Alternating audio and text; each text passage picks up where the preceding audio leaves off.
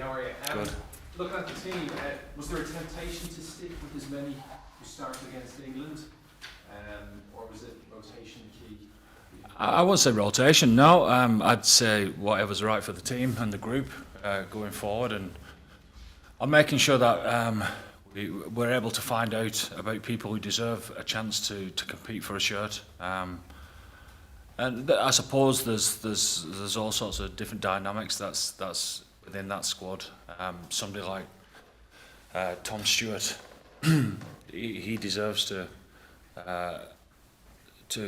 battle for the number 2 shirt because he's been outstanding with how he's conducted himself within the camp over the last few weeks. So he needs an opportunity to be able to show what he can do under the lights here on Friday night. And then you've other guys, certainly like the likes of Robert Balogun or even Stu McCluskey or whatever, who's got to back up good performances.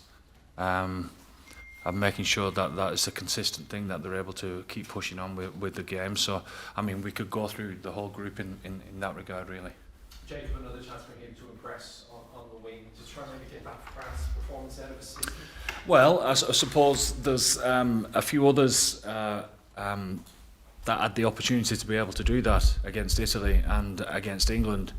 And you're right in saying that. I suppose he's been waiting in the wings there to try and wait for another opportunity to have a crack at it, because again he's been showing up pretty well. He's a left winger. He's a fantastic athlete who can play rugby as well.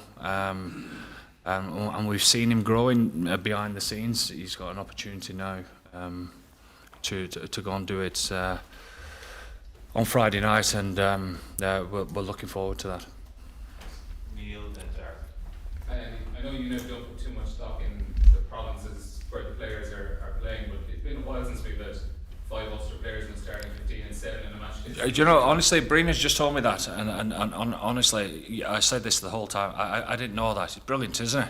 Yeah, I agree. It's brilliant, but I suppose the question is, what have you seen in like the confidence levels of those players over the course of this season? well, obviously, they're in the squad selected because of the form that they've been showing for the provinces. That's first and foremost. But the confidence that they've shown within the group to get to warrant a starting place or a debut or a substitute spot or whatever shows that they're keen to grow at this level as well. And we've seen that over the last 5 weeks. I also have to ask you about the reports last week around your own future. Saracens put out their statement last week. Is there anything you can say to clarify your situation? I mean, you'd expect me to say that I'm here to just concentrate on the Six Nations and what will be in the future, but I suppose it's people 2 and 2 together and making 5 with the connections, good friends with the owner, Owens there, all of that. But so you can see why that's happened. But no, I suppose we'll sit down and have discussions with the IRFU in the near future. That's for sure. Thanks. Cheers. Hey Andy, Nick Timley's first cap back in December 2021. What are the biggest improvements you've seen since then to now? Oh wow! I mean, I could talk for a good while actually about Nick, because his biggest work on from then to where he is now has always been about consistency of performance, because we've seen time and time again over that period what he can do. He's some athlete, you know. He's quick. He's unbelievably strong. He's very good over the ball. Got an eye for a good line, hitting a good line break, etc. It's just consistency of performance. I think his contact work has come on massively over the last 4 or 5 months. Certainly this season, that's improved out of sight. And you know, I suppose this isn't just giving him a chance to see what he can do. He's earned the right to start, and everyone in the squad knows that. There's a lot of talk about Mobiaki coming back into this game. How close was he to getting selected for the... Well, it was close enough that he's training with us for 3 days, and yeah, it's good to see him. He's fit, and fit and able, but there's other lads playing well and earned the right to keep rolling on in that position. It was nice to see Jimmy O'Brien back in the squad, looking sharp as well as Robbie Henshaw. So all of a sudden, there's a little bit more depth coming back into the squad there. Thanks. Peter, Pirate, then Dave for the close off live section. And I'm sorry to go back to the provincial thing again. 'Cause Yeah, I know, no, it's I know fine. you're not thinking bigger picture when you're in the middle of the Six Nations, but this time 2 years ago, you had a 23 without any Ulster representation. Yeah. I'm just thinking that you must recognise that when there's an upswing in fortunes in one province, and when David Humphreys has spoken about the need for for people to close the gap on Leinster, Yeah. it's a good news story, isn't it? It's a fantastic news story, yeah, and it just goes to show, doesn't it, that if teams are playing well and playing good rugby and that they'll get selected. We've always said that it's selection is not really up to us. It's up to the players to show that they're worthy of the spot. The right to get in the room and then show us what they've got when they're in the room. And again, it's thoroughly deserved. All those lads who get to put the shirt on Friday night. And is the way that Ulster have been playing, specifically the style they've been using, has that been helpful for you? Well, there's a lot of similarities, which is obviously helpful, but there's all sorts of twists and turns that make a difference to how teams play, and rightly so. That's how it should be. But I suppose it makes it easier for people to be able to get up to speed quicker when they come into camp. I would have thought that, that's for sure. But I suppose the older and wiser you get at this level, the easier it becomes anyway. I suppose there's a few younger lads, as far as caps are concerned, that are coming into camp from Ulster. I suppose that does make it a little bit easier at the start. Hi. I was just wondering about Wales. Obviously the results after the Scotland game, hugely disappointing. I mean, have you been surprised by from 2023 to now in the decline? Well, the story's been written many a times about the decline and how unfortunate it's been, but at the same time, we're playing them in a test match on Friday night, and for what I've seen from game one, like ourselves, that they've got better game on game, and the last game being as close as it gets to winning against a very good Scottish squad.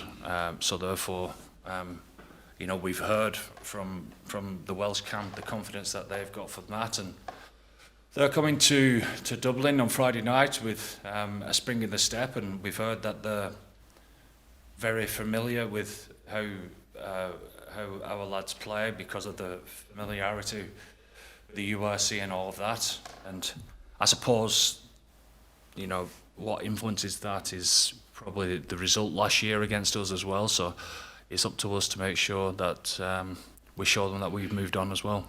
I was just going to ask quickly, you didn't have many bad runs at Wigan when you were a player. I did. Yeah, you did. Yeah, people only remember the good ones, but I did have some bad ones. But when those bad runs were happening, Yeah. what was it like inside the change? I mean, I'm just thinking of Welsh players, and did you just take one result to sort of flip the switch? Do you know what? Yeah, because you worry about it for a time. Why is this happening to me? And playing the victim and all that, and then you get to a point where you say sod it, and you've nothing to lose, and that's where I would be, I suppose those lads, they want to right a few wrongs, and make sure that they're part of the squad that turn Welsh rugby around as well. So that makes them dangerous week on week. Last Thanks. question here. Hi, Andy. Hi. Can I just ask you about Jamison? It's his 50th cap. Can you just talk a bit about what you first saw in him and also the part he's played and the successes you've had since you've been head coach? Well, yeah, I mean, what you see in him is all those years ago is exactly what you see now, and it's not just everyone thinks it's the pace of the game that he plays at. He plays quick because he's unbelievably fit, but he's because of that fitness and that speed, he's able to play nice and calm within his head and see things that others don't really. I think that's the definition of fitness, really, that the game becomes a little bit easy for you when everyone else is struggling, and he seems to be a step apart as far as that's concerned. On top of that, I suppose the more that you play international rugby, the more that your confidence grows to show everyone that you're able to not just be a top international player, but I would think he's trying to prove to himself and to his teammates that he's right up there with the best in the world. I think that's certainly how he's playing now. I know everyone talks about Dupont, but we're pretty lucky to have Jamison in our squad. And it's his fight, his determination. He's hard as nails. Like, you wouldn't like to compete against him. Somebody asked a question the other day. If somebody broke in your house, who would you want protecting your house? Just probably John Fogarty, a stupid question or something like that. And I thought straight away Jamison, because somebody had underestimated him. Like, you'd probably bite their ankles off first and then do whatever he wanted. But he's that type of competitor. He's the full box of tricks. You mentioned Dupont there. How would Jamison compare to Dupont in your mind? I think Dupont's a generational player that probably is certainly. He's right to speak about him in regards to, is he the best player that's ever been, because he's that type of player. But the way that we play the game and the way that we want to play the game, Jamison suits us down to the ground.